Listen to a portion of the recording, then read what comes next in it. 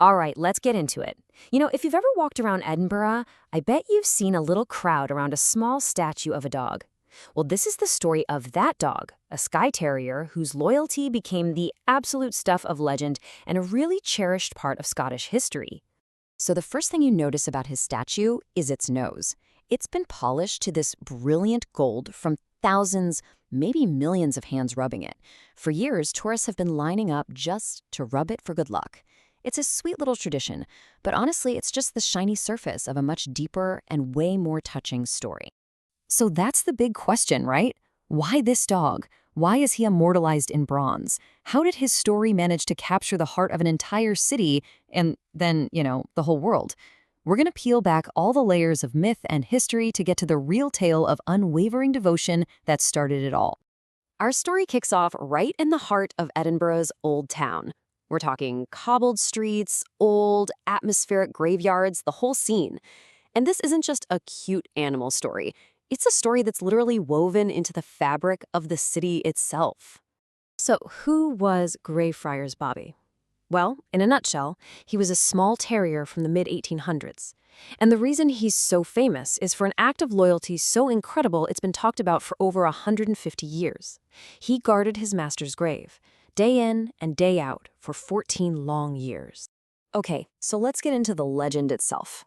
Because to really understand Bobby, you've got to first meet the man he was so completely devoted to.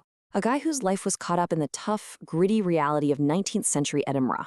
So this is John Grey. He shows up in the city around 1850. He was actually a gardener, but work was really hard to come by. So, to stay out of the workhouse, he joined the city police as a night watchman.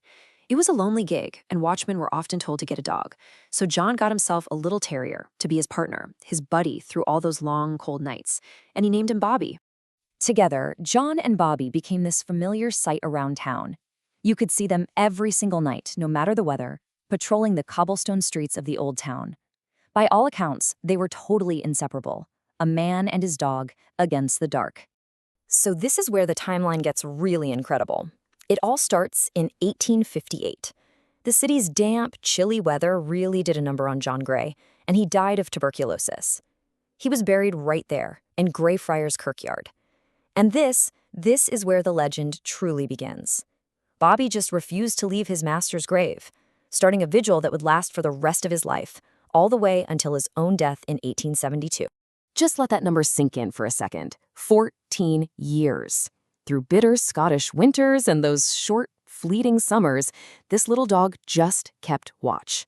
It's an almost unbelievable amount of time, a true testament to a bond that not even death could break. The keeper of the kirkyard, the cemetery, he tried and tried to get Bobby to leave. I mean, dogs weren't even allowed inside.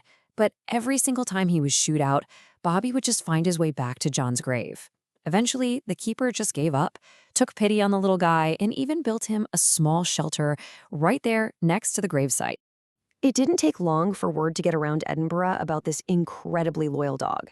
He wasn't just some stray in a graveyard anymore. He was becoming a local celebrity, a living, breathing symbol of devotion that the whole city started to rally around and protect.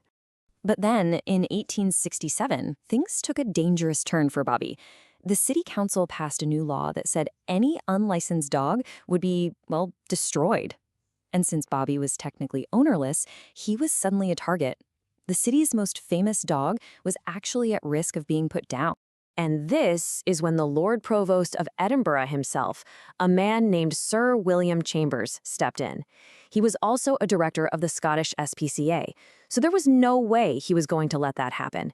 He personally paid for Bobby's license and gave him a brand new collar, making him an official ward of the city. You can actually see that very collar today in the Museum of Edinburgh. So Bobby's fame starts to spread way beyond Scotland.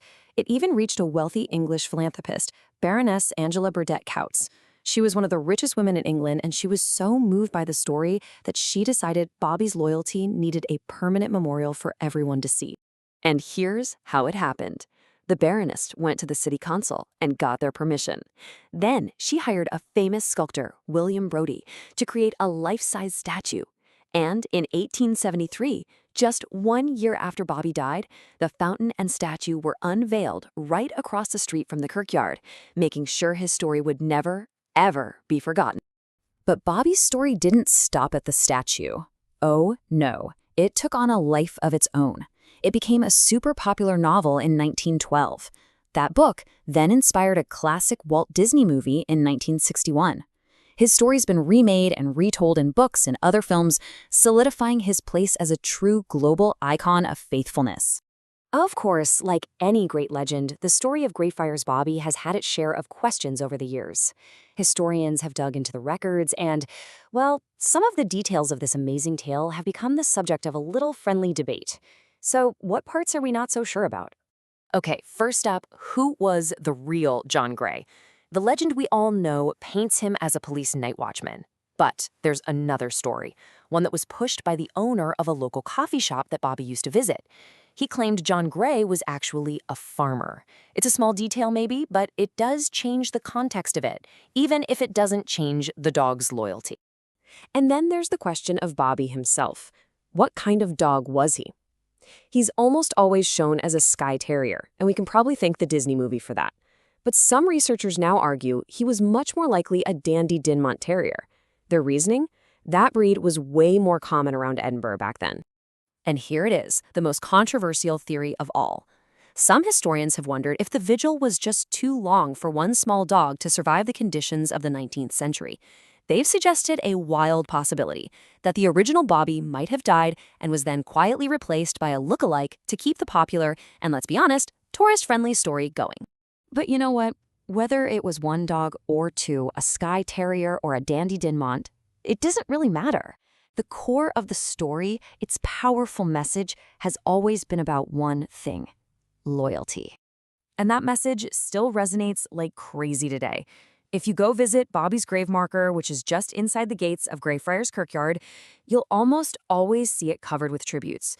People from all over the world leave sticks, flowers, and dog toys, these little tokens of affection for a dog they never met, but whose story they know and absolutely love. This is what's written on his headstone, which was put there in 1981. And it just perfectly captures why this story has lasted so long. It's not just about a dog, is it? It's a lesson, a simple but really profound instruction for every single person who reads it.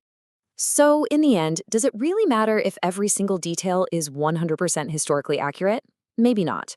I think the reason we're still telling the story of Greyfriars Bobby is because of its emotional truth. It speaks to that incredible unspoken bond that can exist between people and animals, a bond of pure, unconditional love. And this quote just says it all, doesn't it? The American humorist Josh Billings wrote this in the 19th century, right around the time Bobby was keeping his vigil. Whether he knew about Bobby or not, his words just capture the very essence of this legend. It's a story that reminds us all what true devotion really looks like.